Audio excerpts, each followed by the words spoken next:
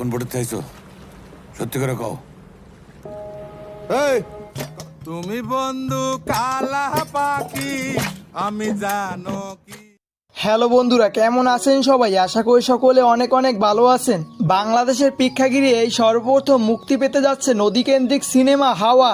আর আজকের এই ছোট্ট ভিডিওটির মাধ্যমে আমি আপনাদের জানিয়ে দেওয়ার চেষ্টা করব কি থাকছে এই হাওয়া মুভির গল্পে, বা কারা কারা রয়েছেন এই সিনেমার গল্পের মূল চরিত্রে, বা কে বা এই মুভি পরিচালনা করেছেন, কে বা এই মুভির সম্পাদক। জানতে চাইলে অবশ্যই এই ভিডিওটা স্কিপ না করে সম্পূর্ণ দেখার চেষ্টা করবেন। আশা করি অনেক কিছু জানতে পারবেন। আর এই ভিডিওটা দেখতে দেখতে ভালো লেগে গেলে অবশ্যই একটি লাইক দিয়ে রাখবেন, এবং এই চ্যানেল নতুন দর্শক হয়ে থাকলে চ্যানেলটিকে সাবস্ক্রাইব করে পাশে আসা বেল আইকনটি বাজিয়ে দিবেন। তাহলে পেয়ে যাবেন আমার এরকম প্রতিনিয়ত আপডেট ভিডিওগুলোর নোটিফিকেশন। তো চলুন ভিডিও শুরু করি।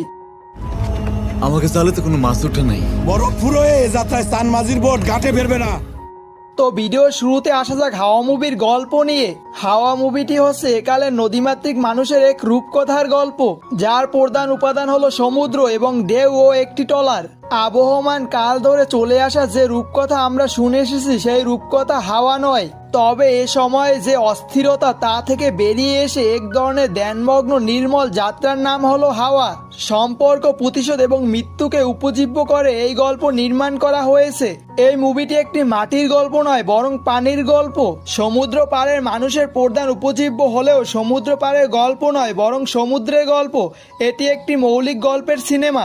এখন আসা যাক হাওয়া মুভিতে প্রধান চরিত্রে কে কে রয়েছেন। হাওয়া চলচ্চিত্রের মুখ্য চরিত্রে অভিনয় করেছেন বাংলাদেশের জনপ্রিয় অভিনেতা চঞ্চল চৌধুরী, নাসিফা তুষি এবং শরীফুল রাজ। এছাড়াও ছোটখাটো অনেক চরিত্রে অভিনয় করেছেন অনেকেই।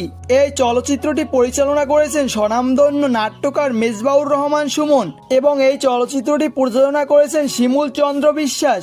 আর এই মুভিটির ট্রেন্ডিং এ চলে আসার মূল কারণ হলো এই মুভির একটি গান, এবং এই মুভির গানটি হলো সাদা সাদা কালা কালা। আর এই গানটি বেশ ট্রেন্ডিং এ চলেছে বিভিন্ন সোশ্যাল মিডিয়া এবং টিকটকে।